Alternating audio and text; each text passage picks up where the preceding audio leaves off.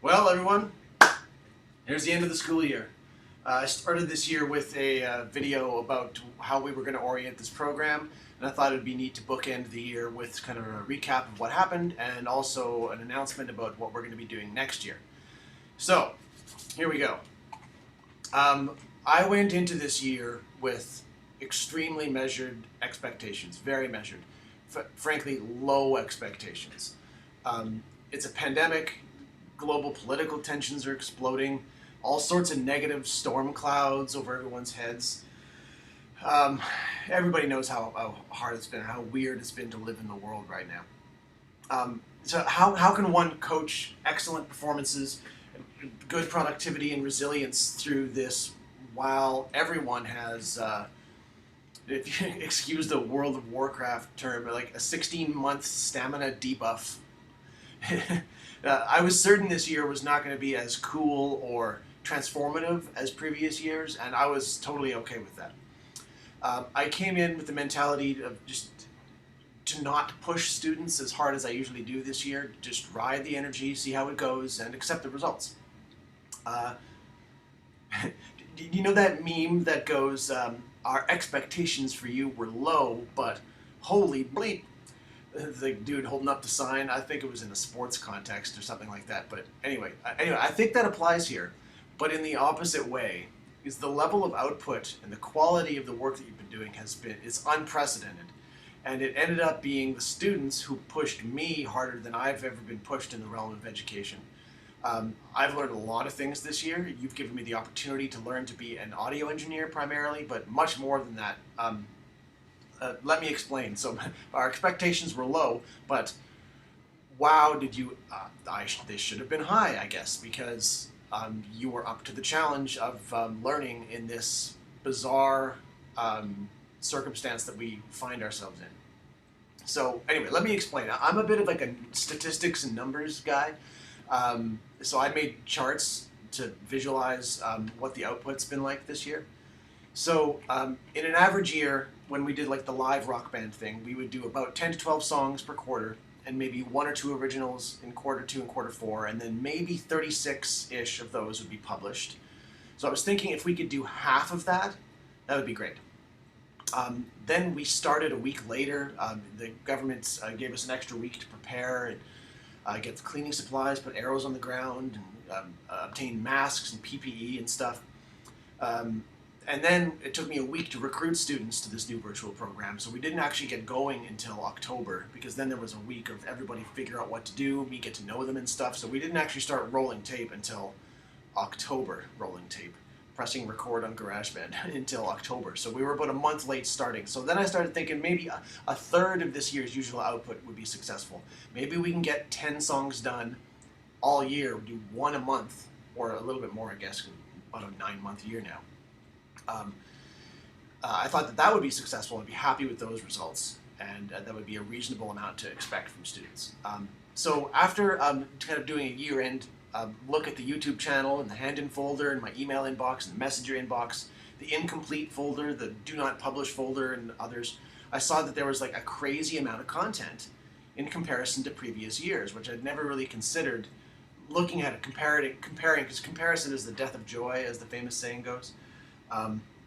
I just never bothered to think about what we were doing in the past and just focus on the stuff that was in front of me and the students that were in the room.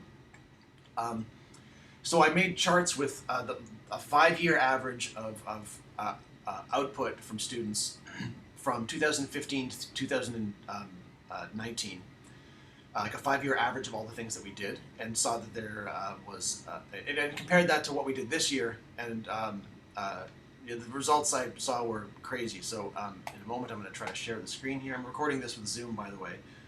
I'm a little sick of Zoom, but at least I know how to use it now. Stand by, share sound. Here we go. Okay. So there's 5 things on this chart. One of them is projects endeavored. That's just stuff students started doing. Either you started working on it or you finished working on it. And it's just everything that we did. There's a number of things done or attempted. Then a number of things published, that which I had permission to post, or things that I had to leave out either because of like profanity or content, or it just wasn't done yet. Then a number of originals made, and the percentage of the content overall that is originals, and then concerts played. So the 5-year average from 2015 to 2019, I excluded the pandemic year because we had to end early, so there was no real point in including that outlier. So we used to get done about 44 things a year. That's everything. Then 36 projects of those would be published. About 10% of them would be left on the cutting room floor, so to speak, or I didn't have consent to publish it or whatever. And then of those 44, 4 of them would be originals on average, and then that's about 9% of the total endeavored being originals. So like, let's say 10% of all the content we made was original. And then about 5.5 concerts a year, or about 1 a quarter, and then sometimes 2, depending upon how grad and weather for outside shows goes, and coffee houses and things like that. So 44, 36, 4, 10%, and 5. So obviously this year, the 5% is going to be zero. Sorry, the 5.5 concerts is going to be 0, because it's kind of sort of illegal to have a concert right now. So we just did recording sessions instead. So obviously that's going to be 0. But I think you'll be surprised as to how these things changed, and that's significant. So for this year, just this school year, we endeavored 116 projects. I think that might be low because I'm not necessarily aware of the things that you're doing in your spare time and what to count as a project, but I thought it better to be, low than artificially inflated. So 116 things that were endeavored. That's like my Excel chart for all of your like progress and reporting is 116 different things I'm keeping track of. Of those, 68 got published.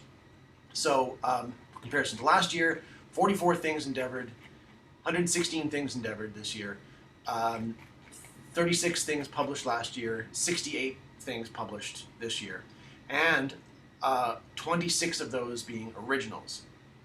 This should be originals written and published or unpublished, so all originals that were attempted. There was a lot of people who were writing songs who just said, like, I don't want to share this, which is fine. You don't have to publish things. It still counts for marks either way, whether you put it up on the wall of the internet or not.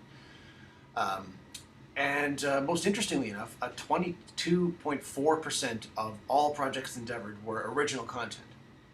So like a solid quarter of the things that you're doing this year are brand new musical things, which is amazing. And of course, 0 concerts played. So this and this and this all went up by, projects endeavored went up by, I guess, 300%. Projects published went up by 200%. And originals published went up like 600%. And of course, this is just another way of expressing this versus this. So yeah, your output went up 200%, where I was thinking maybe we're going to get 25% output. Your output went up 200%. That's insane. Like, I don't even know what to say about that. Not only am I like proud, first of all, but again, my expectations were low, but holy crap. Another thing to take into account here is that we didn't have a full 10 months to work with. We had, I thought it was going to be 9 months, ended up being more like 8 because of the pull-out structure of this thing, where I've got to take people out of classes to be able to participate in the recording sessions. That kind of dried up in June because people needed to get done their other classes to graduate. Or they were doing fine in this class and they just chose to spend their time wisely getting the credits done in other areas. So really it was about a 9-month thing. That might be a weird way to interpret it because people were still doing stuff and coming to Zoom meetings and handing in like videos of themselves playing or little recordings or lists of listening that they did. 9 months, I don't know. I felt like I had less face time with you, that's for sure. And that's it. Okay.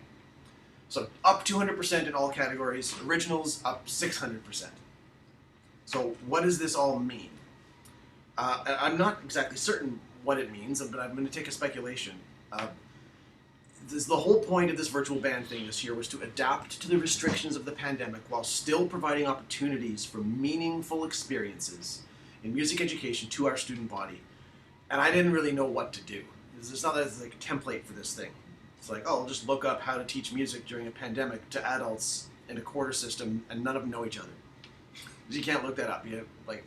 I didn't know what to do, so I threw the ball in your court. I said, we can do anything you want. Now this has worked before. Like the initial goal of the band program was to help you have a voice and choice in the content of the course and control over the experience. But within the context of an ensemble or a rock band, like in the past 5 years. And now that we said you can do whatever you want with no boundaries, except we can't meet in person because of the cohort system, you actually did it. You did anything that you wanted to. I think I've used this phrase before, but paralysis of choice. Whereas like you can do anything you want, and the level of choices that exist are so huge that therefore you shut down and do nothing. I have that response to large menus or a playlist that's too long. There's too much stuff to do. I don't know what to do. Which is an interesting commentary about how limits affect creativity. Sometimes infinity is the enemy of creativity, but in this particular case, it wasn't. You used your spare time to work on your craft and sought help when necessary and collaborated with me or other students that were in your cohort or staff members to make stuff. And the results you can see by the data are staggering, like a 200% increase in productivity, while you should have been shooting for, in my head anyway, like a 25% or 75% reduction in productivity. So what this means to me is that even with the stamina debuff, I'll keep using that nerd in me speaking here, people want to push themselves, they want to create, but they will always need outlets for the complicated feelings and processing the stimuli in their environments around them. Perhaps it means that like with the lack of control and autonomy over our lives and environments that we've been living through since March 2020, that when provided with an educational experience or opportunity that gives you complete control over the content, that it just kind of fit like a puzzle. And we've been living in such a chaotic, I have no control thing that when you said, hey, you can do whatever you want, people are like, yes, I will do whatever I want, then I will, grow as a result, I hope. Perhaps this means this is how I should have been doing it all along. That's possible. I don't regret anything that we've done in the past, but maybe this should have been this way the entire time. And this was, the pandemic provided the opportunity to explore those options. And again, I'm not saying I planned any of this. This is all the students' work. You guys are, it's your work, not mine. I work for you. Remember, that's my mantra with this whole education business. That's I work for you. Anyway, perhaps this is how we should have been doing it all along. But I'm a centrist, like neutral good, maybe even chaotic good. So what we're going to be doing next year is a combination of the past 5 years and this year, because there's definitely benefits to the in-person rock band thing, and there's a lot that I miss from it, like the community aspect of it, performances, the troubleshooting songs. Like obviously live music is going to come back in a big way. Even me as a live musician, it's like I'm going to need some practice to do it, and we're going to have to learn to play in a band again. So that opportunity is going to be there. Here's what the plan is for next year. We're going to do the same sort of thing, a semestered class, so a third credit. That means you could earn 10 credits or more in one school year as opposed to 8 before, with opportunities for credits in band, guitar, choir, and music, whichever meets your needs for graduation. Or if you're just wanting to take the course for fun, you can still do that. You're not going to take up somebody's spot like before, because some people might be doing the individual projects, taking guitar lessons in their spare time, watching documentaries and responding to them, learning to play the accordion, bandolion, whatever it is that you're doing outside your outside the school day.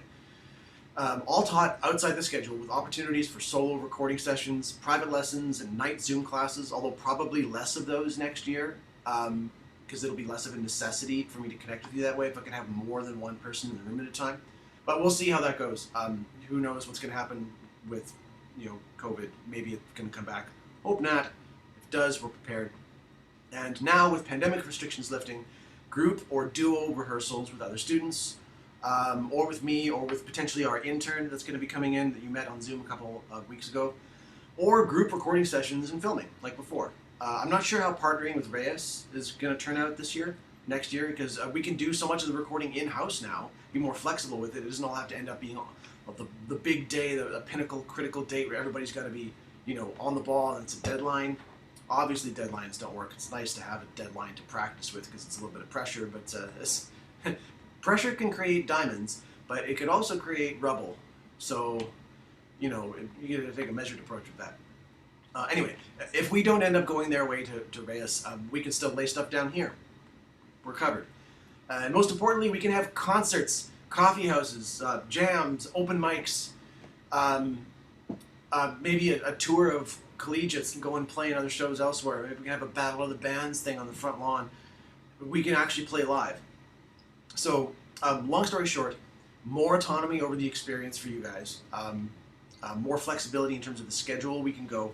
The only time we can't go is in the mornings. I'm teaching computer science and information processing in that morning class, but the afternoon is all clear. The morning, like from 9 to 10, is all clear, and doing stuff on Zoom at night is all clear. So, long story short, same as this year, but we can have more than one person in a room, so we can be a band again and play shows, and I can put the batteries back in the clock, which are still frozen, at 1:15 p.m. March 19th, 2019.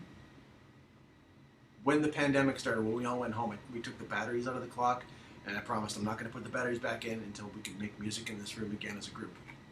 So maybe we can put the batteries back in the thing.